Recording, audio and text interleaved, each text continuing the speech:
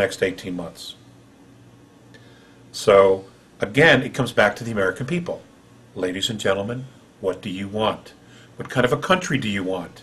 Half of you don't even vote. You don't even register to vote. So, literally, you folks have taken yourself out of the game completely. Your attitude is, it doesn't count, it doesn't matter. Well, you know what? You're right. It doesn't matter because enough of you aren't participating to make the change. We have still the ability to make a dramatic change in this country and to change the direction. We can go to our state governments and say, okay, you need to withdraw your support for the federal government.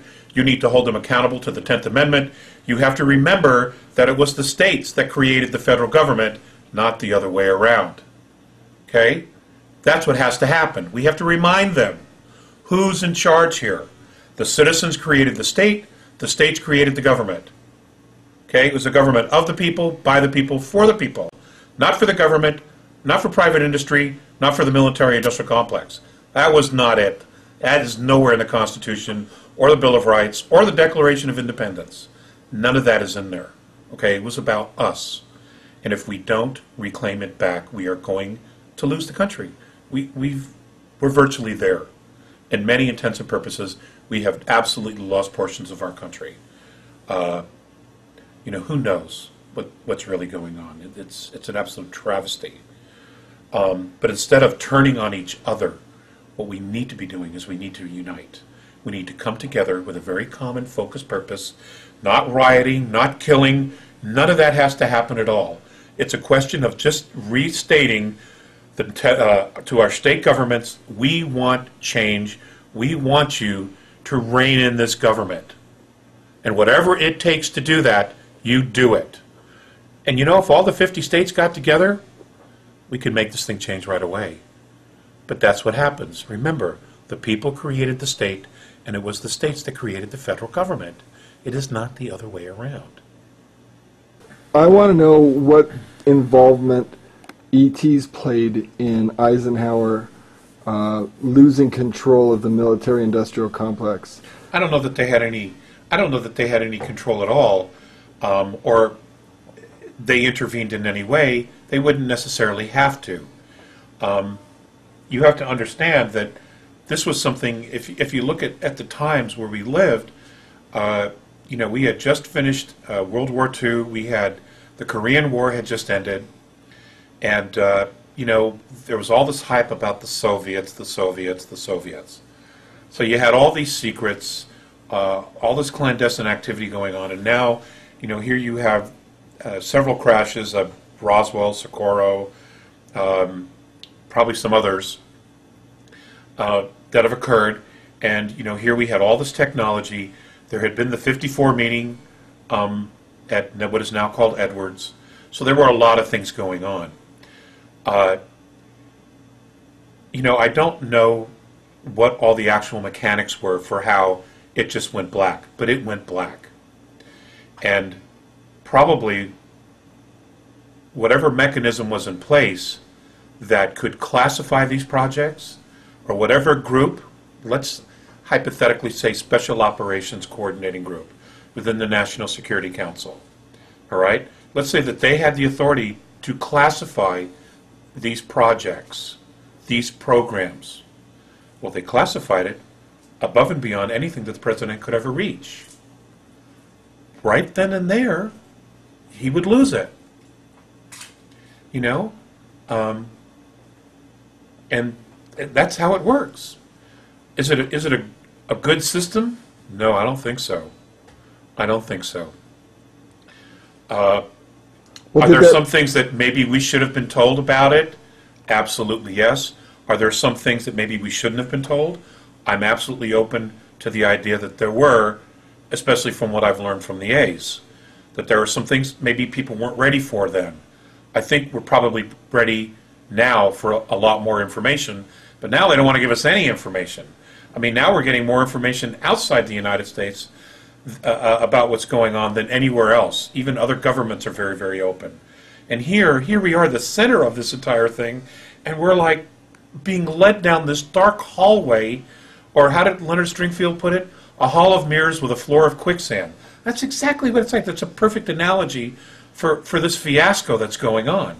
You know, here we are, reverse engineered this technology. Here the American people have paid for it, and we know less than anybody else about what's actually going on with it.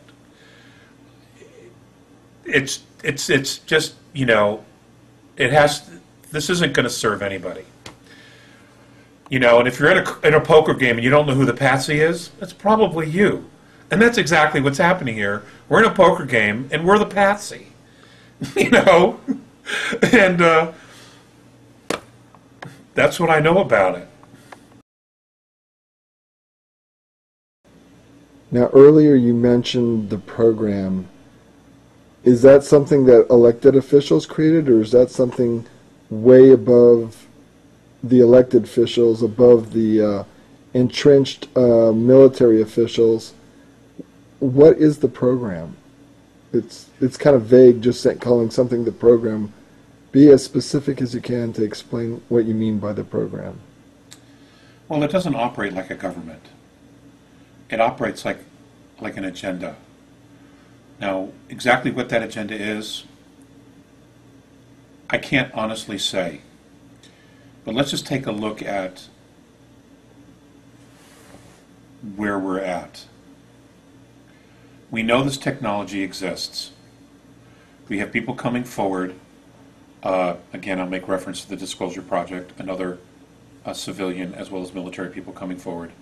Even other extraterrestrial groups who have been making contact with citizens of Earth in other countries have been given information regarding the fact that there has been the reverse engineer of technology. The Germans were doing it, the Nazi Germans were doing it, the Russians have been doing it, the United States government has been doing it, but we don't hear anything about it. Okay? It's a program, and this program is essentially above civilian everyday life. You have Corso's book, you have the work of Colonel Wendell Stevens, and all of the research that he's done regarding this, and many, many other authors that are trying, you know, every day to put out more and more information and just, you know, banging on the door, pounding the walls to try to get people to understand what's been going on here. You know, and they deserve a wealth of credit for their tenacity and for continuing to do this work and to get it out. Like yourself, as a researcher, putting this information out, usually out of your own pocket.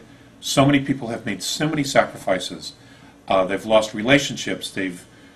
Marriages have ended because of this focus on trying to bring humanity up to speed on what's going on with the program. So when we talk about the program is so far removed from everyday life on Earth that most people wouldn't even think it would exist. It could also be that the program really doesn't know anything about how we're existing at this point because they're so removed from everyday life. They're tucked away in very secret places. They're in underground facilities. They're tucked away inside mountains.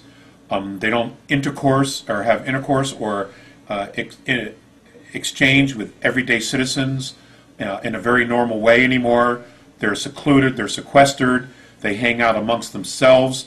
They're detached from everyday humanity. So it's almost like you have two complete different realities here, operating within the same space, which in fact is true. So, you know, what is the program? I can't honestly tell you, Rick, what the agenda of the program is. But there's evidence that the program does in fact do things that not only protect America, but have also intervened. For an example, several weeks ago, there was an incident along the East Coast where many people along the East Coast, the eastern seaboard, saw a green flash of material flying through the sky and landing in the ocean. The backside on that is that a cargo ship somewhere in the Atlantic launched a missile to take out Norfolk, Virginia, and that it was a TR-3B that took out the missile. If that's true, and I give that a very high probability,